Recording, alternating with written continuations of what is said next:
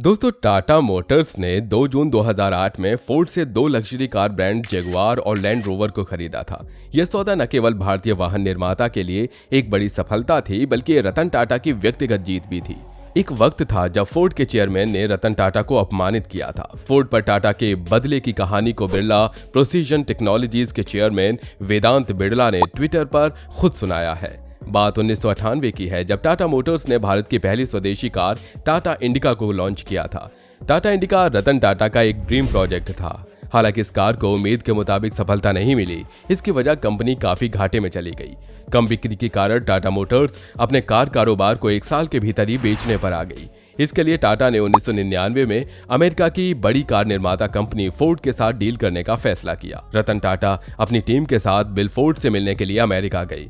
Bill Ford उस समय Ford के चेयरमैन थे। दोनों कंपनियों के बीच एक मीटिंग हुई। इस मीटिंग के दौरान बिल फोर्ड ने रतन टाटा को काफी अपमानित कर दिया और बिल ने रतन टाटा से कहा कि उन्हें कार का बिजनेस कभी शुरू ही नहीं करना चाहिए था।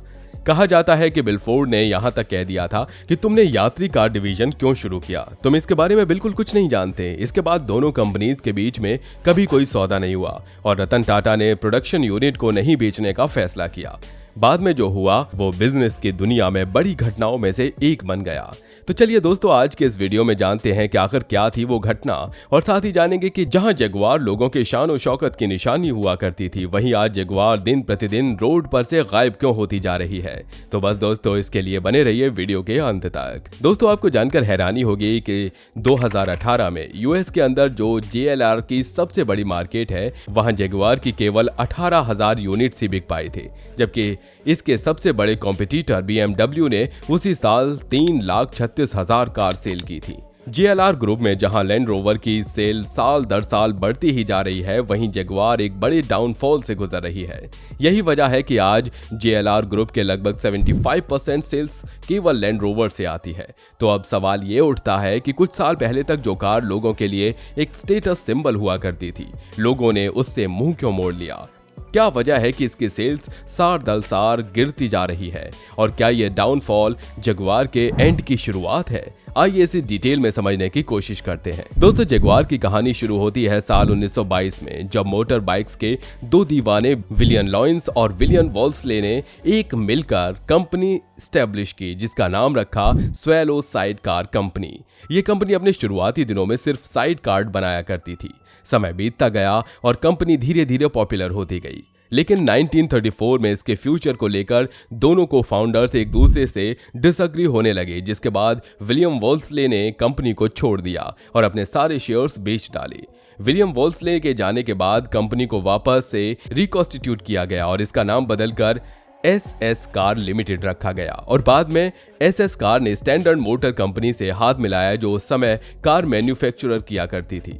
इस मिलन के बाद SC कार ने 1935 में अपनी पहली कार लॉन्च की, जिसका नाम था जगुआर SS 2.5 लीटर सलून। इस कार को विलियम लायंस ने खुद ही डिजाइन किया था और ये काफी पॉपुलर भी हुई। इसी साल कंपनी ने जगुआर मॉडल की second car Jaguar S.S90 launch की। ये एक 2 सीटर स्पोर्ट्स कार थी, जिसे कंप्लीटली मोटर स्पोर्ट्स इवेंट के लिए ही डिजाइन किया गया था, और इस कार की top speed around 90 miles per hour थी, इसलिए इसका नाम SS90 रखा गया था। अब दोस्तों, यहाँ तक देखें तो जगुआर नाम सिर्फ एक कार का मॉडल था, लेकिन साल 1945 में कंपनी के सभी शेयर होल्डर्स के साथ एक मीटिंग की गई और SS कार का नाम बदलकर जगुआर कर दिया गया। इसके बाद जगुआर ब्रांड ने अपनी पहली कार XK20 को लॉन्च किया, जो काफी ज्यादा हिट हुई, और फिर सेम फॉर्मूला पर कंपनी ने और कई सारी कार लॉन्च की, जिसमें XK120, XK140, XK150 शामिल थी। वैसे जगुआर को सबसे ज्यादा पॉपुलैरिटी तब मिली जब 24 आवर्स ऑफ ले मैन्स रेस में इसकी एक कार ने जीत हासिल कर ली थी, और यहीं से जगुआर कार स्पोर्ट्स कार की कैटेगरी में दुनिया की पहली पसंद बन गई। अब दोस्तों, यहाँ तक तो चीजें काफी अच्छी चल रही थी, लेकिन प्रॉब्लम्स तब आई जब जगुआर कार के लिए जो स्टील कंपनी बॉडी को तैयार करती थी, उसे किसी दूसरी कंपनी ने एक्वायर कर लिया, जिसके बाद लायंस के सामने कई तरह के चैलेंजेस खड़े हो गए। जैसे एक तो उनकी उम्र भी काफी ज्यादा हो गई थी, और दूसरा कंपनी को संभालने के लिए उनकी कोई औलाद भी नहीं थी। इसलिए 1966 में उन्होंने अपनी कंपनी को ब्रिटिश लेलैंड को बेच दिया। अब ब्रिटिश लेलैंड के अंदर पहले से ही कई सारे बेहतरीन कार ब्रांड्स थे, इसलिए उन्होंने जगुआर पर कुछ ज्यादा फोकस नहीं किया। ऐसे में जगुआर ब्रांड्स जो अपने क्लासिक लुक और स्पोर्ट्स कार की वजह से पूरी दुनिया में फेमस था, धीरे धीरे बदलते वक्त के साथ वो एक ओल्ड मॉडल कार ब्रांड बन गया। कंपनी काफी लॉस में जाने लगी, जिस वजह से 1989 में ब्रिटिश लेलैंड ने इसे फोर्ड को बेच दिया। अब फोर्ड ने भी जगुआर को प्रॉफिटेबल बनाने की खूब कोशिश की, जिसके मॉडल्स में कई बड़े बदलाव किए, लेकिन फिर भी यह पहले जैसे पॉपुलर नहीं हो पाई। इसके बाद आता है साल 2000, जब फोर्ड ने लैंड रोवर को भी एक्वायर कर लिया। अब लैंड रोवर और जगुआर को फोर्ड एक ही साथ ऑपरेट कर रहा था। दोनों के पार्ट्स एक दूसरे के साथ शेयर किए जाने लगे, इंजन और बॉडी में चेंजेस किए गए, लेकिन फिर भी जगुआर का हाल वैसा ही था। साथ ही ये फोर्ड के लिए एक बहुत ही बड़ा लॉस का रीजन बन गया था। इनके लॉस में जाने की वजह यह भी थी कि फोर्ड ने पैसे तो खूब बहाए, लेकिन नई फैक्ट्री और न्यू मॉडल्स में, साथ ही फोर्ड का लग्जरी कोर्स में कोई एक्सपर्टीज भी नहीं था, और जितना अटेंशन वो खुद के ब्रांड्स को दे रहा था उतना जगुआर या लैंड रोवर को नहीं मिल रहा था। इसलिए लास्ट में इससे तंग आकर फोर्ड ने 2008 में ये दोनों ही कंपनीज टाटा मोटर्स को बेच दी। लेकिन यहाँ पर हैरानी वाली बात यह है कि फोर्ड ने जगुआर को ब्रिटिश लेलैंड से $2.5 बिलियन में एक्वायर किया था और लैंड रोवर को $2.75 बिलियन में। साथ ही इन दोनों ब्रांड्स पर $35 बिलियन खर्च किए गए थे, लेकिन 19 साल तक टाइम एफर्ट्स और बेशुमार पैसा लगाने के बाद इसे सिर्फ $2.3 बिलियन में टाटा मोटर्स को बेच दिया गया, जो फोर्ड के लिए बहुत ही बड़े घाटे का सौदा था। और इसी से आप अंदाजा लगा सकते हैं कि ये दोनों ही कंपनीज फोर्ड के लिए कितना बड़ा सिरदर्द बन चुकी थी। अब सवाल ये आता है कि आखिर टाटा ने इन लॉस में डूबी हुई कंपनीज में ऐसा क्या देखा कि उन्होंने इसे एक्वायर कर लिया। दरअसल बात यह थी कि टाटा मोटर्स अपने प्रोडक्ट पोर्टफोलियो को एक्सपेंड करना चाहता था, जहां इन ब्रांड्स की मदद से उनके लिए लग्जरी कार मार्केट में एंटर करना आसान हो गया था। इसके अलावा इन दोनों ब्रिटिश ब्रांड की इंजीनियरिंग एक्सपर्टीज, ब्रांड वैल्यू और डिजाइन कैपेबिलिटीज की वजह से टाटा अपने खुद के प्रोडक्ट्स को भी बेहतर बना सकता था। इन कंपनीज का एक्विजिशन टाटा को न्यू मार्केट में एक्सेस दे रहा था, स्पेशली यूरोप और नॉर्थ अमेरिका में। साथ ही इन ब्रांड्स की मदद से टाटा अपनी रेवेन्यू स्ट्रीम को भी डाइवर्सिफाई कर सकता था, जो अभी तक मेजॉरिटी इंडिया के डोमेस्टिक मार्केट पर ही डिपेंड था।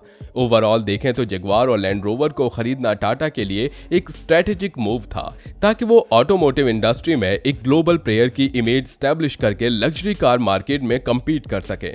अब बेहतरीन प्लानिंग के साथ टाटा ने इन दोनों आइकॉनिक ब्रांड्स को एक्वायर तो कर लिया था, लेकिन अपने उस प्लान को इंप्लीमेंट करने में कंपनी के सामने कई सारे प्रॉब्लम्स आए।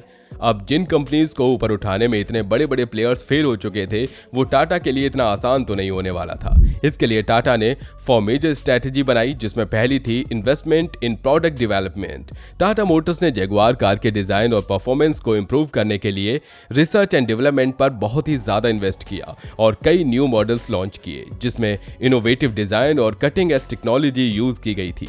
टाटा की दूसरी स्ट्रेटेजी थी ब्रांड एंड मार्केटिंग, ताकि जगुआर की पोजीशन वापस से एक लग्जरी ब्रांड वाली बनाई जा सके।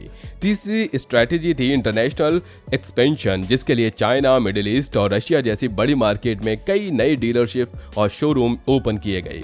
वहीं चौथी स्ट्रेटेजी थी इनोवेशन एंड सस्टेनेबिलिटी। कंपनी ने कुछ मॉडल्स को हाइब्रिड और इलेक्ट्रिक वर्जन में लॉन्च किया, जो इसे फॉरवर्ड थिंकिंग और इन्वायरमेंटल फ्रेंडली जैसे ब्रांड पोजीशन बनाने में हेल्प करता था। साथ ही टाटा ने एक अकाउंटिंग ऑर्गेनाइजेशन KPMG को हायर किया, ताकि इन दोनों ब्रांड्स का कैश मैनेज किया जा सके। पर दोस्तों, अफसोस की बात यह है कि इसके बावजूद भी 2009 में कंपनी को $463 मिलियन का नुकसान हो गया। एंड कहीं ना कहीं इन घाटों की असली वजह ग्लोबल रिसेशन था, क्योंकि उस वक्त कार की सेल्स बहुत ही ज्यादा कम हो गई थी, स्पेशली लग्जरी और स्पोर्ट्स कार की। लेकिन 2010 कंपनी के लिए बहुत ही ज्यादा लकी साबित हुआ, क्योंकि यही वो साल था जिसमें 40 साल बाद जगुआर पहली बार प्रॉफिटेबल बनी और जगुआर लैंड रोवर ने मिलकर $17.6 मिलियन प्रॉफिट अर्न किया।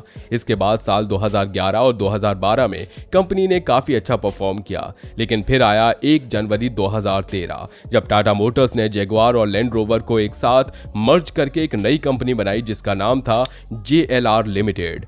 अब इनको मर्ज करने के पीछे कई रीजंस थे, जैसे एक कॉम्प्लीमेंट्री प्रोडक्ट पोर्टफोलियो बनाना, क्योंकि जगुआर अपनी लग्जरी स्पोर्ट्स कार की वजह से जाना जाता था, तो वहीं लैंड रोवर अपनी ऑफ रोडिंग SUV के लिए। और इन दोनों ब्रांड्स को मर्ज करने से Tata Motors wide range of vehicle को ऑफर कर सकता था।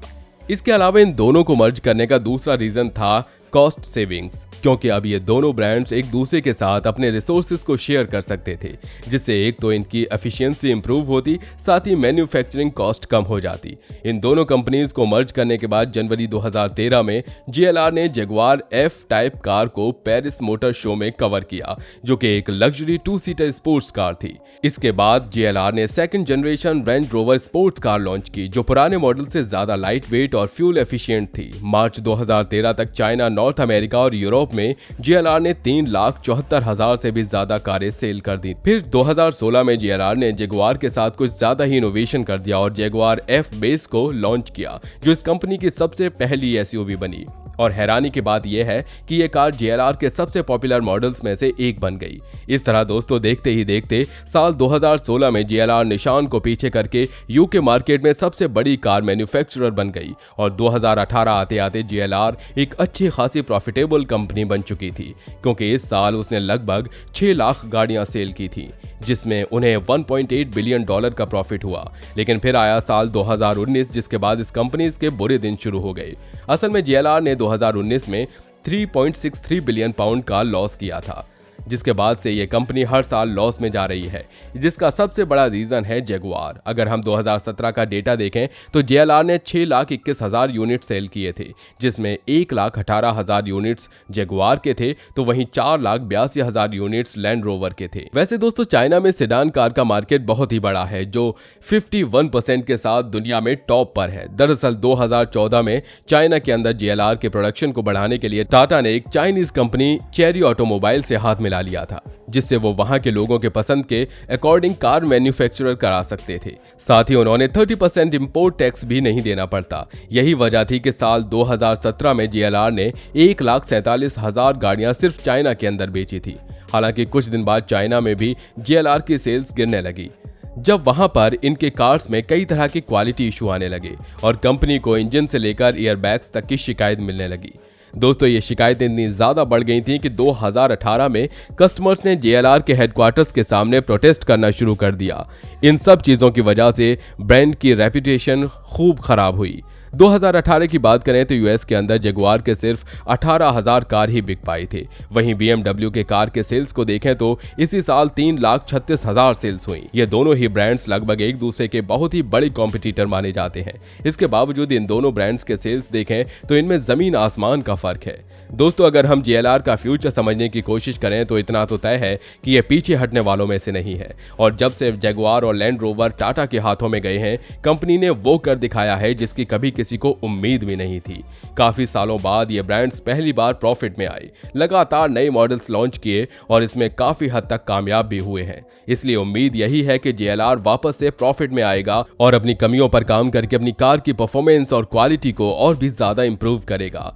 वैसे दोस्तों आपको क्या लगता है, JLR कम बैक कर पाएगा या नहीं? हमें कमेंट सेक्शन में कमेंट करके जरूर बताइए। और हाँ दोस्तों, वीडियो अगर पसंद आई हो तो वीडियो को लाइक करें, शेयर करें। साथ ही अगर आप इस चैनल पर नए हैं तो नीचे दिए गए लाल बटन को दबाकर इस चैनल को सब्सक्राइब जरूर कर लें।